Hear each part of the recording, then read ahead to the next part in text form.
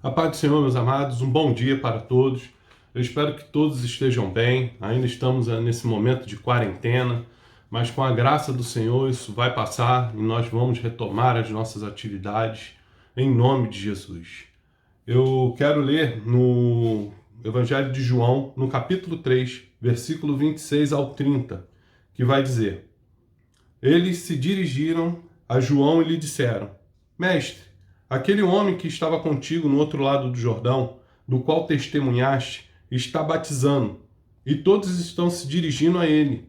A isso João respondeu: Uma pessoa só pode receber o que é lhe dado do céu. Vocês mesmos são testemunhas de que eu disse: Eu não sou o Cristo, mas sou aquele que foi enviado diante dele. A noiva pertence ao noivo. O amigo que presta serviço ao noivo e que o atende e o ouve, enche-se de alegria quando ouve a voz do noivo. Esta é a minha alegria, que agora se completa. É necessário que ele cresça e que eu diminua. Glória a Deus. Oremos. Pai amado e celestial, eis-me aqui, Senhor, para poder trazer uma palavra de sua parte para os meus irmãos, ó Deus. Senhor, eu lhe peço, Senhor, que o teu Espírito Santo venha sobre nós nesse momento, para que possamos, Senhor, falar aquilo que nós precisamos ouvir, não aquilo que desejamos ouvir. Tire-nos, Senhor, da nossa zona de conforto. Que teu Espírito Santo abra os nossos entendimentos, abra os nossos corações, Senhor, para recebermos a tua palavra, ó Deus. Que a tua semente entre em nossos corações e faça, Senhor, germinar e crescer e dar bons frutos em nossas vidas, Senhor. Em nome de Jesus eu te agradeço, ó Deus, por essa oportunidade. Em nome de Jesus. Obrigado, Senhor. Amém, amém. Meus amados, João Batista era primo de Jesus. Ele pregava sobre arrependimento e transformação no deserto da Judéia. Famoso por se referir de maneira bem delicada e carinhosa aos seus irmãos como raça de víboras, assim ele anunciava a chegada do Messias. Segundo o Evangelho de Mateus, João dizia: Converta-se, porque o reino do céu está próximo. Os discípulos de João Batista procuram por ele e dizem que aquele que ele deu testemunho, o Senhor Jesus, está batizando e todos estão procurando por ele. Os discípulos de João Batista estão com aquele espírito de competição, estão com ciúmes. Vale até arriscar dizer que o pensamento deles era que João Batista era o maioral no assunto e agora apareceu outro batizando e pregando, e que os discípulos provavelmente só se tornaram discípulos de João Batista porque ele era o maioral no assunto. E agora chegou outro tirando o foco de João Batista. Então João Batista dá uma lição de humildade, de consciência, de maturidade, e diz aos seus discípulos que desde o início ele não era o Cristo. Ele afirma que ele, Jesus, é o Cristo. A noiva pertence ao noivo.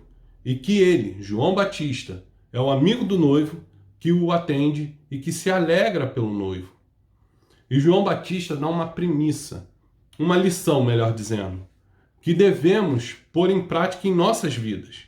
É necessário que ele cresça e que eu diminua.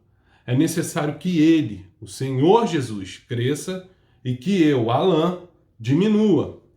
No Evangelho de João, no capítulo 1, do versículo 19 ao 22, vai dizer: Esse foi o testemunho de João, quando os judeus de Jerusalém enviaram sacerdotes e levitas para lhe perguntarem quem ele era. Ele confessou e não negou, declarou abertamente: Não sou o Cristo. Perguntaram-lhe: E então quem é você? É Elias? Ele disse: Não sou. É o profeta? Ele respondeu: Não. Finalmente perguntaram: Quem é você? Dê-nos uma resposta para que a levemos àqueles que nos enviaram. Que diz você acerca de si próprio? Aqui vemos os sacerdotes e levitas questionando João Batista acerca de quem ele era, pois o povo judeu aguardava pelo Messias, e foram questionar João Batista. Ele diz: Não sou o Cristo. Você é o Elias? Não sou. Você é profeta? Também não. Então, quem é você? As pessoas estão sempre preocupadas com títulos, com rótulos, com posição, com uma definição, com o lugar que você ocupa, qual o seu posto. e através disso medir o seu grau de importância, o quanto a pessoa é poderosa na sociedade. Quanto maior o seu rótulo na sociedade, mais as pessoas irão idolatrar, bajular. Infelizmente sempre foi assim. Se a pessoa expressa a humildade aos olhos dessa sociedade, ela não tem serventia. As pessoas querem grandeza e não humildade. O maior exemplo disso é o Senhor Jesus. Mas vamos ver o que João Batista respondeu no versículo 23.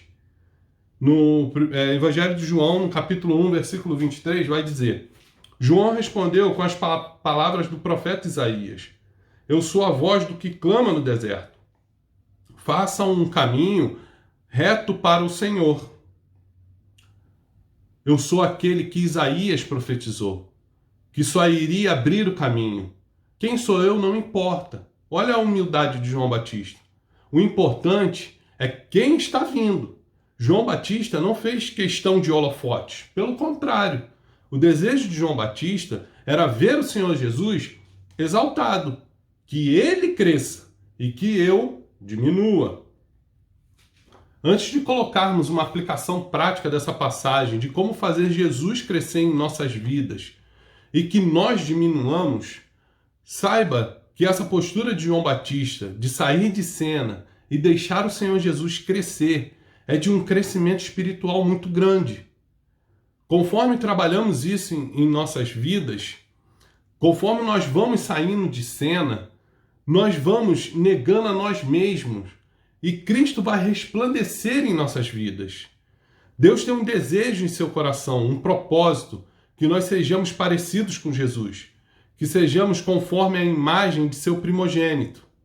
Em Romanos, no capítulo 8, versículo 29, vai dizer: Pois aqueles que de antemão conheceu o quê? Conheceu a verdade, conheceu o propósito de Deus. Eu e você, que conhecemos, também os predestinou. Predestinar é escolher alguém para um certo destino, para serem conformes à imagem de seu filho, a fim de que ele seja o primogênito entre muitos irmãos. Deus queria que Adão fosse o cabeça de toda a raça humana, segundo a semelhança de Deus, segundo a sua natureza santa. Mas Adão permitiu o pecado entrar e destituir a natureza de Deus do homem. Quando o pecado entra, a matriz de toda a raça humana ficou comprometida. Era necessária uma nova matriz, sem pecado, para reproduzir a raça humana. E essa nova matriz é o Senhor Jesus. Em 1 Coríntios, no capítulo 15, versículo 45, ele é apresentado como o último Adão. Uma nova matriz, uma matriz diferente de Adão, que era terrena. Essa matriz agora é celestial, sem pecado, é perfeito. Cristo não veio a essa terra somente nos salvar. Ele veio como primogênito, conforme diz em Colossenses, no capítulo 1, versículo 15. Que ele é o primogênito de toda a criação. Não devemos somente seguir o que o Senhor Jesus ensinou. Devemos também reproduzir o seu caráter, a sua essência, manifestar a sua imagem. Devemos nos permitir sermos transformados por ele. Em 2 Coríntios, no capítulo 3, no versículo 18, vai dizer: E todos nós, com o rosto descoberto, contemplando a glória do Senhor, somos transformados de glória em glória, na sua própria imagem, como pelo Senhor, que é o Espírito. A razão do Espírito de Deus habitar dentro de nós é para sermos transformados de glória em glória, na imagem do Senhor Jesus. O crescimento de glória em glória é Cristo habitando em nós, conforme vemos em Colossenses, no capítulo 1, versículo 27. Que é Cristo em vocês, a esperança da glória. É o Senhor Jesus habitando em nós. É o Senhor Jesus assumindo o comando e o controle de todo o nosso ser. É o Senhor Jesus ser visto através de nossas atitudes. Isso é o propósito de Deus, ter a natureza mudada de glória em glória na imagem do Senhor Jesus, para que ele cresça e eu diminua. Em Efésios, no capítulo 4, do versículo 11 ao 13, vai dizer: E ele mesmo concedeu uns para apóstolos, outros para profetas, outros para evangelistas e outros para pastores e mestres, com vistas ao aperfeiçoamento dos santos, para o desempenho do serviço, para a edificação do corpo de Cristo, até que todos cheguemos à unidade da fé e do pleno conhecimento do Filho de Deus, ao estado de pessoa madura, à medida da estatura da plenitude de Cristo. Porque Deus designou para ser ou apóstolo, ou profeta, ou evangelista, ou pastor, ou mestre, para preparar, para aperfeiçoar, capacitar. Deus quer nos tornar melhor. Precisamos crescer espiritualmente, precisamos de amadurecimento espiritual para desempenharmos nossos serviços no corpo de Cristo, para que Cristo, que é o cabeça, apareça. Devemos alcançar a unidade da fé. Não é para vivermos nossa fé de forma isolada, desconectados da igreja, do corpo de Cristo. Precisamos ter total conhecimento do Senhor Jesus. Não vamos nos iludir achando que conhecemos tudo sobre o Senhor Jesus. Precisamos de conhecimento prático em nossas vidas. Buscar intimidade com Ele, exercitar perdão, como Ele perdoa. Amar como Ele ama. Precisamos alcançar maturidade espiritual na medida da plenitude de Cristo.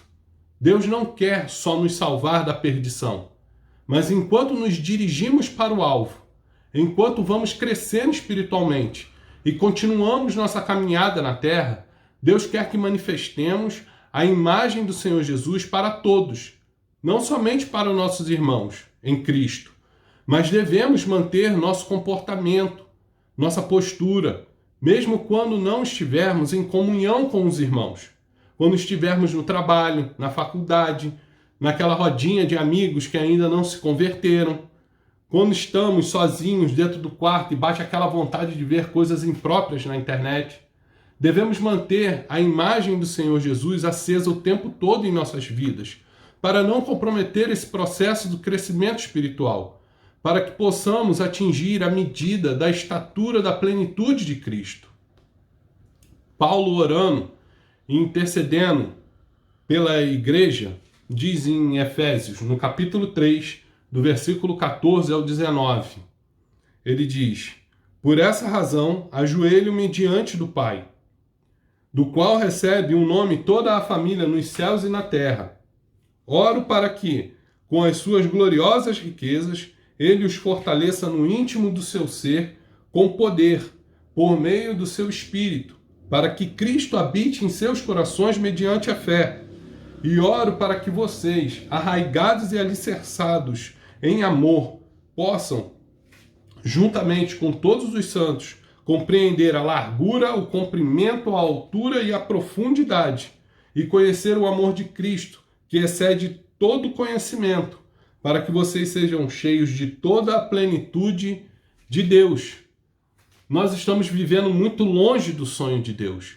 O sonho de Deus é que sejamos cheios da sua plenitude e que nós sejamos tão cheios de Deus como é possível ser. E como podemos ser cheios de Deus? Com as riquezas da sua glória, que fortalece o nosso íntimo por meio do seu Espírito Santo, para que Cristo habite dentro do nosso ser, em nossos corações, conhecendo o amor de Cristo e assim sermos cheios da plenitude de Deus. Quando nos convertemos, nós recebemos Cristo em nossos corações? Sim, recebemos. Mas esse habite Cristo em seus corações é a expressão para que Cristo cresça em nosso ser e tome o controle das nossas vidas e assim se manifestar através de nós.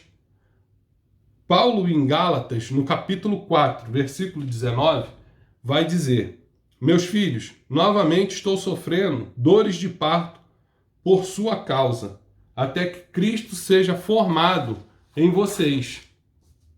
Esse seja formado em vocês não quer dizer que Cristo não tenha uma formação, que seja incompleto.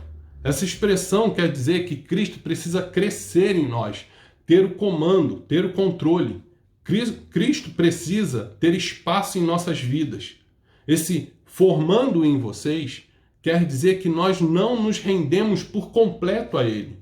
Quando Paulo fala para que Cristo habite em seus corações mediante a fé, é quando Cristo vai assumir o controle absoluto sobre nós.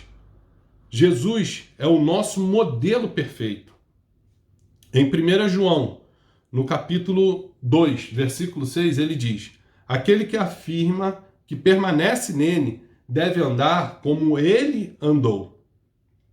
Em 1 de Pedro, capítulo 2, versículo 21, vai dizer: para isso vocês foram chamados, pois também Cristo sofreu no lugar de vocês, deixando-lhes exemplo, para que sigam os seus passos. Nós precisamos andar como Jesus andou, precisamos seguir os seus passos. Quando nos encontrarmos em determinadas situações em nossas vidas, devemos parar e chamar por Ele e perguntar: o que o Senhor Jesus faria? Alan, devemos fazer isso somente em decisões importantes das nossas vidas? Como qual faculdade cursar? Ou devo mudar de emprego? Ou devo, mudar de estado? A resposta é não. Devemos chamar o Senhor Jesus para tudo em nossas vidas. Antes de nos irarmos com alguma coisa e proferir palavras ofensivas naquele momento de fúria, ou no momento de fazer vista grossa na hora de estender a mão a um semelhante, ao próximo, e eu não me refiro somente aos irmãos em Cristo, na hora de perdoar aquela ofensa recebida, nós deveríamos nos perguntar: o que Jesus faria? E se a resposta for diferente da nossa conduta, nós devemos parar, voltar e fazer o que Jesus faria: pedir perdão, dar o perdão, ter uma postura que agrade ao coração de Deus. Esse é o propósito de Deus: revelar Jesus através da minha e da sua vida. Não só através de proclamação do Evangelho, mas através das nossas atitudes no cotidiano. Sermos exemplo, assim como Jesus é o nosso exemplo. Em 2 Coríntios, no capítulo 2, 2 Coríntios, capítulo 2, no versículo 14 e 15, vai dizer: mas graças a Deus, que sempre nos conduz vitoriosamente em Cristo, e por nosso intermédio exala em todo lugar a fragrância do seu conhecimento. Porque para Deus somos o aroma de Cristo, entre os que estão sendo salvos e os que estão perecendo. A palavra de Deus diz que através de nós, por nosso intermédio, nós exalamos a fragrância de seu conhecimento, o aroma de Cristo, o perfume dele, o cheiro dele. Quanto mais nós conhecemos a Cristo, não só conhecimento teórico, mas conhecimento prático, mais nos transbordamos de Cristo por onde formos, mais ele cresce em nós.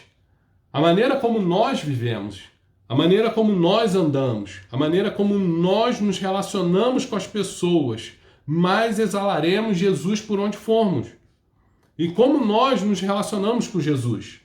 Como vamos nutrir esse relacionamento com Ele? Em João, no capítulo 6, no versículo 55 ao 57, vai dizer: pois a minha carne é verdadeira comida, e o meu sangue é verdadeira bebida. Todo o que come a minha carne e bebe o meu sangue permanece em mim, e eu nele. Da mesma forma como o Pai que vive me enviou, e eu vivo por causa do Pai, assim aquele que se alimenta de mim viverá por minha causa. Nessa passagem, Jesus não está instituindo o canibalismo. Não era para ser para o povo avançar nele e começar a morder a carne dele. O que o Senhor Jesus está fazendo aqui é estabelecer uma comunhão, uma relação, uma aliança. Em Gênesis, no capítulo 14, do versículo 18 ao 20, Melquisedeque leva pão e vinho até Abraão, em um momento de comunhão e bênção. Esses momentos de aliança, de intimidade, de comunhão, elevam o nível de relacionamento de uma maneira que os envolvidos são considerados como membros da família. Não basta ter conhecimento teórico a respeito do Senhor Jesus, não basta caminhar sobre os seus passos, não basta fazer o que o Senhor Jesus faria. Precisamos ser nutridos em comunhão com o Senhor Jesus. E somente sendo alimentados por Ele é que iremos viver manifestando o Senhor Jesus. E sem isso, não tem como se manifestar. Devemos ser nutridos por Ele. Na primeira carta de Paulo aos Coríntios, no capítulo 1, no versículo 9, diz que fiel é Deus, ao qual nos chamou à comunhão de seu Filho Jesus Cristo, nosso Senhor. A palavra de Deus diz que Ele é fiel, Deus é fiel, e nos chamou para termos comunhão com o Senhor Jesus. E não basta reconhecer que Ele é o Senhor das nossas vidas, que Ele é o Messias, que Ele é Salvador. É preciso ter comunhão com Ele. Temos um chamado de Deus que é fiel para termos comunhão com o Senhor Jesus. Precisamos ter relacionamento com Ele. Na primeira epístola de João, no capítulo 1, no versículo 3, vai dizer: nós lhe proclamamos o que vimos e ouvimos, para que vocês também tenham comunhão conosco. Nossa comunhão é com o Pai e com o seu Filho, Jesus Cristo. Precisamos viver essa comunhão com Cristo. Nosso problema é que ficamos apegados e resumir nossa comunhão com Cristo somente no momento do culto. E não é por aí. O relacionamento com o Senhor Jesus transcende o momento do culto. O propósito do culto é dar bagagem para poder viver o relacionamento com Deus. Então, quando nós devemos ter relacionamento com Deus? Todo dia. Devemos orar? Todo dia. Devemos adorar a Deus? Todo dia. Devemos meditar na sua palavra? Todo dia. Devemos ler a Bíblia? Todo dia. Em Mateus, no capítulo 6, no versículo 11, Jesus disse: o pão nosso de cada dia nos dá hoje. A palavra de Deus é o pão para o nosso espírito. Quando houver a troca do dia, quando mudar de dia, quando acabar as 24 horas, devemos fazer tudo de novo. Deus visitava Adão todo dia. Deus quer relacionamento todo dia. Se nos mantermos somente nos cultos, nós não iremos expressar a imagem de Jesus. Precisamos dedicar um tempo devocional com Deus. Jesus disse que nem só de pão viverá o homem, mas de toda a palavra que sai da boca de Deus. É nesse momento que vamos nos fortalecer, vamos vencer a nossa carne, superar o pecado, adquirir conhecimento, vamos edificar o nosso espírito. É diante do Pai Celestial, do Criador dos céus e da terra, que iremos ser nutridos para alcançarmos a plenitude do varão perfeito, que é o Senhor Jesus. Em Atos, no capítulo 4, no versículo 13, vai dizer: vendo a coragem de Pedro e João, e percebendo que eram homens comuns e sem instrução, ficaram admirados e reconheceram que eles haviam estado com Jesus. Literalmente, eles andaram com Jesus. As pessoas perceberam isso neles não por saber que de fato eles andavam, mas por serem homens comuns e sem instrução. Nós não andamos com Jesus em carne e osso, mas eu creio que podemos andar com o Senhor Jesus espiritualmente. E quando as pessoas, ao olharem para os nossos comportamentos e verem a transformação de vida, digam: só pode ser Deus na vida dele, só pode ser Deus na vida dela. E nós só iremos alcançar isso tendo comunhão com o Senhor Jesus. Vimos como é para o Senhor Jesus crescer. E agora, como é que eu faço para eu diminuir?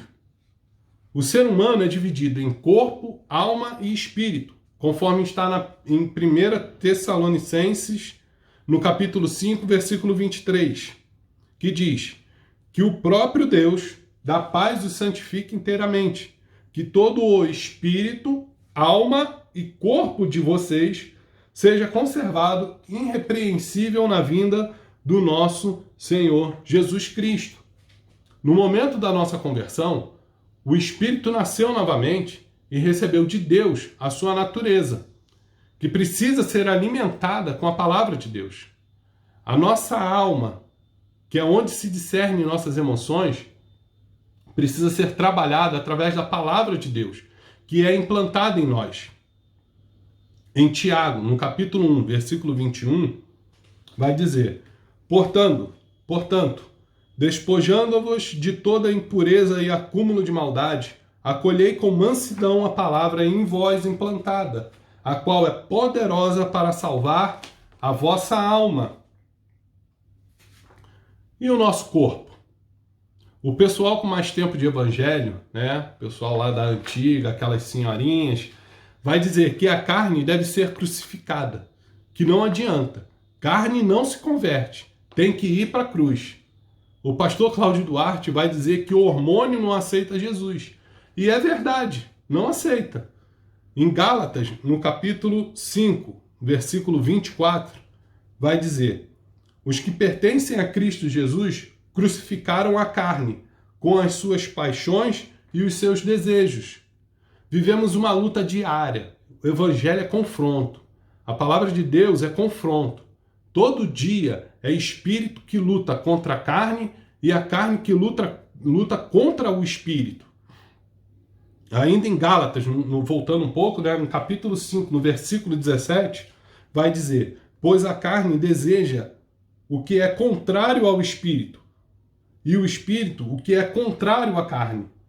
Eles estão em conflito um com o outro, de modo que vocês não fazem o que desejam. Não podemos deixar os desejos da carne falarem mais altos. E os desejos da carne não são somente de cunho sexual. Quando nos convertemos, dizemos que temos que largar os vícios, parar de fumar, parar de beber, mas não deixamos de proferir aquela mentirinha, de falar mal de alguém às vezes pelas costas, de reclamar, fofoca, maledicências, pecados da língua.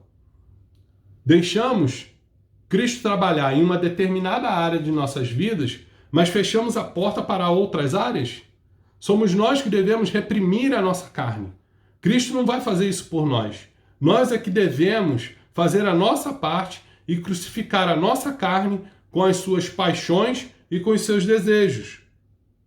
Em Colossenses, no capítulo 3, no versículo 5, vai dizer: assim, façam morrer tudo o que pertence à natureza terrena de vocês: imoralidade sexual, impureza, paixão, desejos maus e a ganância, que é idolatria. Precisamos frear a nossa natureza terrena e nos encher do Espírito Santo. Em Efésios, no capítulo 5, no versículo 18 e 19, vão dizer: não se embriague com um vinho que leva à libertinagem. Olha aí, ó. Tem certas coisas que funcionam como um gatilho para o pecado. Basta bater o olho e nossos pensamentos vão longe. E quando nos damos conta, já fomos longe demais. E temos que tomar cuidado, que às vezes a saída pode não ter uma volta tão fácil. Continuando. Mas deixem-se encher pelo Espírito, falando entre si com salmos, hinos e cânticos espirituais, cantando e louvando de coração ao Senhor. Você está sem fazer nada? Louve ao Senhor. Está no trânsito? Louve ao Senhor. Agora não tem trânsito, né? Porque estamos na quarentena, mas quando você voltar para o trânsito, louve ao Senhor. Está fazendo exercícios? Louve ao Senhor. Está fazendo aquele faxinão na casa? Louve ao Senhor. Adore ao Senhor. Exalte ao Senhor. Louve ao Senhor para você se encher do Espírito. Quando a carne vier com força sobre você, lembre-se da oração que Jesus fez. Em Mateus, no capítulo 26, no versículo 39. Meu Pai, se for possível, afasta de mim esse cálice. Contudo, não seja como eu quero, mas sim como tu queres. Eu quero fazer um apelo a você, que ainda não tem Cristo no comando da sua vida. Não deixe para depois. Não espere a quarentena acabar para você tomar a decisão mais importante da sua vida, que é ter Cristo como seu mestre, seu líder, seu salvador, seu amigo. Aceite a Cristo nesse momento. Você pode fazer isso agora, nesse momento. A minha mão pode não te alcançar nesse momento, mas com certeza não só a mão de Cristo pode te alcançar, como Ele em espírito estará ao seu lado. Eu creio nisso. Coloca aqui no chat ou nos comentários a sua vontade de ter Cristo manifestado através da sua vida. Se você for mais tímido e não quer se expor, não tem problema. Entre em contato conosco aqui pelo canal ou através dessa pessoa que te indicou esse culto. Eu tenho certeza absoluta que será com grande alegria que iremos orar por você, te ajudar como uma grande família em Cristo a superar a caminhada cristã. E se você não faz parte se você já faz parte do corpo de Cristo e está com dificuldade, fala conosco também. Queremos orar, queremos interceder, pôr a mão em você, colocar o jugo dividido entre nós dois. Em lugar nenhum na Bíblia você verá que a caminhada cristã é fácil, ou que para fazer isso você tem que fazer sozinho. Você não precisa carregar o fardo sozinho, você pode dividir conosco. Precisamos um dos outros, precisamos do Deus Altíssimo, somos totalmente dependentes desse Deus maravilhoso que quer ver o seu filho crescendo através de nós. Não deixa para amanhã, não deixa para depois, o que você pode fazer hoje e agora. Deixa Cristo entrar, Ele bate a porta, abre seu coração, deixa Ele entrar. E você vai ver o extraordinário do Senhor Jesus se manifestar na sua vida. Que Cristo cresça, que Ele cresça e eu diminua, em nome de Jesus. Oremos. Pai amado e celestial, glórias e louvores a Ti, Senhor. Eu te agradeço, ó Deus, pela Tua palavra. E eu quero, Senhor, junto com os meus irmãos, ó Deus, colocar em prática que Cristo cresça em minha vida e que eu diminua cada vez mais, Senhor. Em nome de Jesus, ó Pai, eu lhe peço, Senhor, aqueles que neste momento estão com seus corações abertos, aceitando a Cristo, recebendo a Cristo como seu Senhor e Salvador, toca nele, Senhor, para que ele sinta a Tua presença, ó Deus. Aquele irmão que já é em Cristo, Senhor, que está tendo dificuldade, Senhor, na caminhada cristã, esteja com ele também, Senhor, dando forças, nutrindo a alma dele, nutrindo o espírito dele, Senhor, para que a carne dele, Senhor, venha a ser esmurrecida na cruz, Senhor. Que nós venhamos ser diminuídos, ó Pai, que Teu Espírito, a Tua palavra, o Senhor Jesus, a Tua imagem, Senhor, a plenitude de Cristo seja alcançada, ó Deus. Em nome de Jesus, ó Pai, eu lhe peço, Senhor, tende misericórdia de nós. Coloca, Senhor, as Tuas asas sobre nós, nos protege e nos guarda, Senhor. Clamo e rogo pela Tua proteção para que nós não saiamos do caminho, mas que nós possamos nos permanecer no alvo, seguir os passos do Senhor Jesus, que é o nosso maior exemplo. Eu te agradeço, Senhor, te agradeço pelo Teu plano de redenção e anseiamos pela volta do nosso Senhor Jesus. Eu te agradeço, ó Pai, pelas Tuas maravilhas e pelos Teus livramentos. Continua tomando as nossas vidas nas Tuas mãos, Senhor, e nos conduzindo segundo a Sua vontade, não segundo a nossa, pois a nossa é falha e a Sua vontade, o Seu plano, Senhor, é perfeito. Queremos caminhar nas Tuas veredas, Senhor, em nome de Jesus, em nome de Jesus. Desde já eu agradeço a oportunidade, um bom domingo a todos, uma boa semana, fiquem na paz do Senhor e até a próxima. Tchau, tchau.